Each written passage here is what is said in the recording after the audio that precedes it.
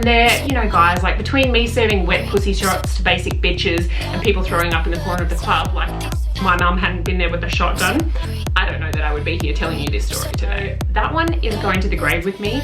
My lips are sealed. Nobody will ever know. These questions are probably going to come back and bite me in the ass. Let's be real. Well, hello friends, welcome back.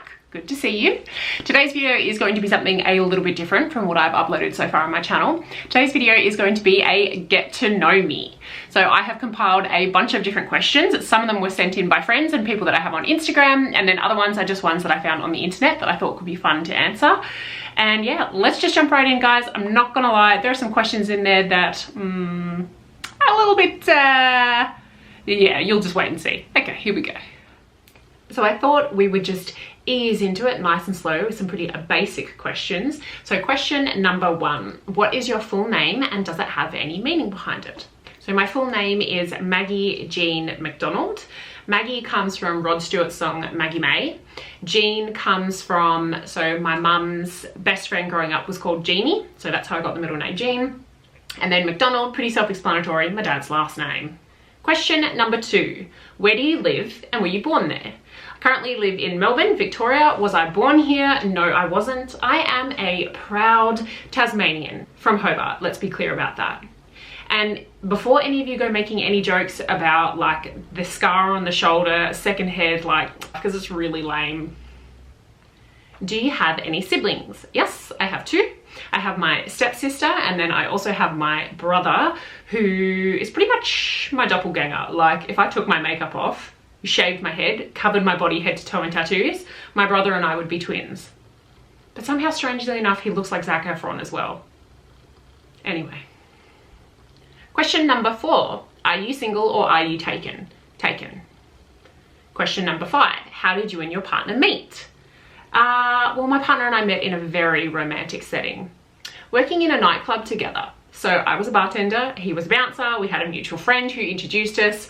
And from there, you know guys, like between me serving wet pussy shots to basic bitches and people throwing up in the corner of the club, you know, a romance just naturally blossomed. Question number 6, what is your ethnicity / background? So I am half Australian and then I'm also half... Oh, Canada, our home and native land. So I do have dual citizenship. Question number 7, what do you do for work? So at the moment, not a lot.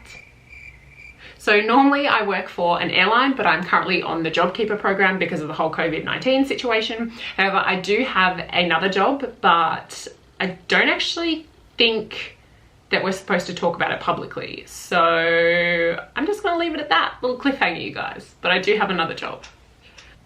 What made you decide to go vegan? Was it compassion for the animals or for health reasons?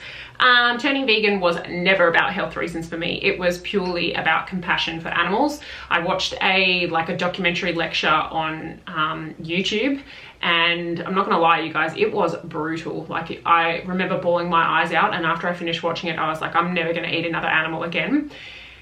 And to be honest, I'm kind of glad that I did do that, because normally I would just like click out of anything I didn't like, or like, you know, when you see those trucks driving down the highway and they have all the animals in them and it's like you turn your head away because you don't want to look. It's like, I thought to myself, who the hell am I to want to turn my head away and not look at that graphic stuff, and yet I'll cook up a steak. So yeah, no. How long have you been vegan and is it hard? I have been vegan for over 2 years now.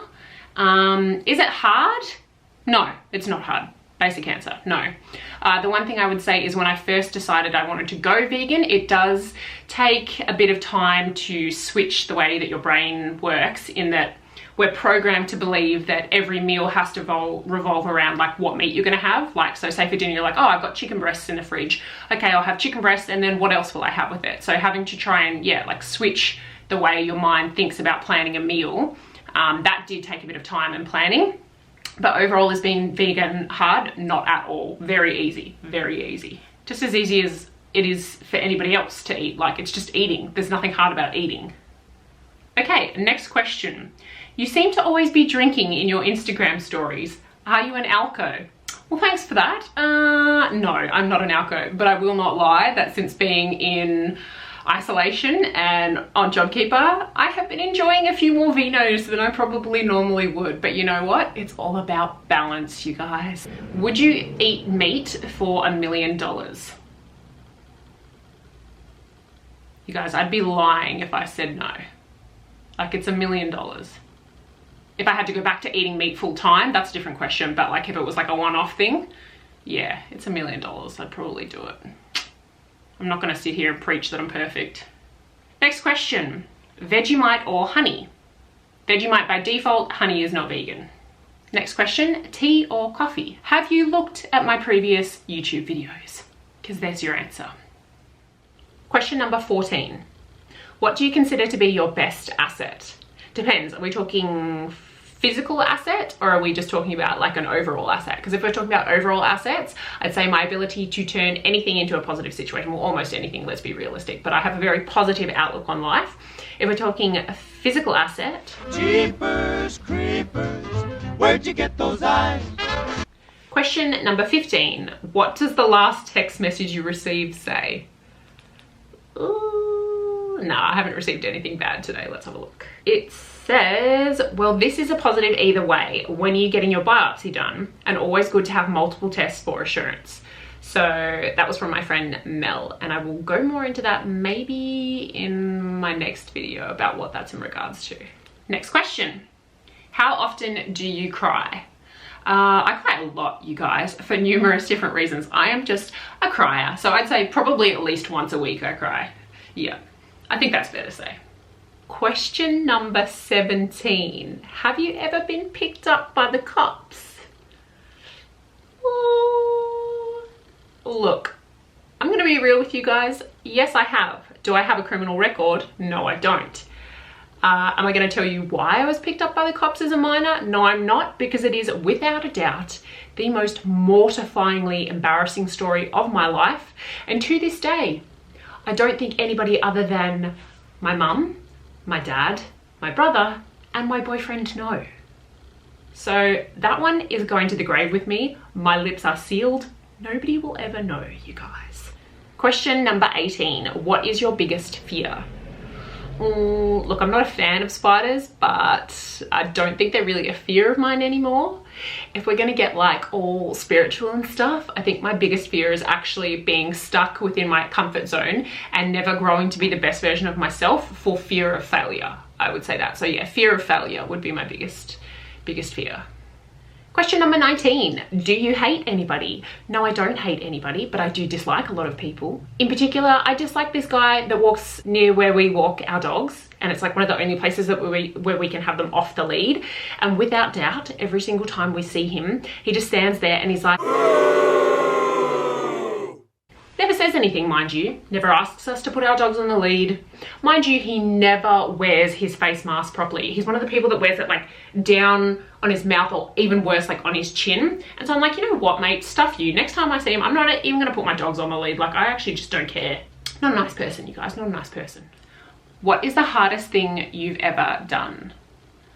Not that it's something I have done, but the hardest thing I have ever experienced and had to live through is definitely my mum passing away, which I think is pretty self-explanatory. Next question, what is your worst habit? This is kind of gross, but you know what? I'm actually not ashamed to say it because I know there are so many other people out there that are like me. My worst habit is definitely picking pimples. What are you currently watching on Netflix/Stan? I'm watching Luther, you guys. If you're not watching Luther, you gotta get on there and you gotta watch that show. Seriously, guys, Luther is one of the best like British crime shows I have ever seen. Not to mention it has my husband Idris Elba in it, so get on it if you're not, you guys. It's on Stan. Next question. Would you consider yourself broke, comfortable, or rich?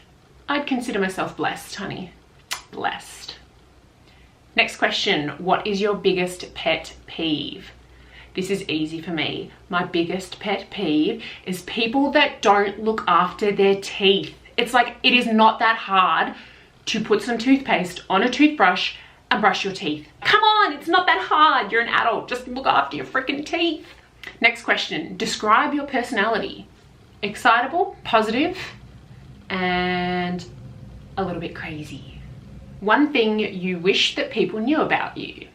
Okay, so this is something that, I don't know, I guess I have wanted people to know for a long time, and that's that I think people get the misconception that I am rude or self-centered or conceited because I don't talk that much, or I don't know, like I almost like I brush people off and I ignore them, and I'm so in my own head that a lot of the times I think it comes across that I'm just being rude, or that I don't want to talk to people, or I don't want to make conversation, when really it's actually quite the opposite. If you've ever thought that about me, it's probably not the case. And while you're sitting there thinking, oh, this bitch doesn't want to talk to me, I'm probably in my head like, oh my God, Maggie, what are you going to say? You've got to think of a conversation. What if they don't like you? Oh my God.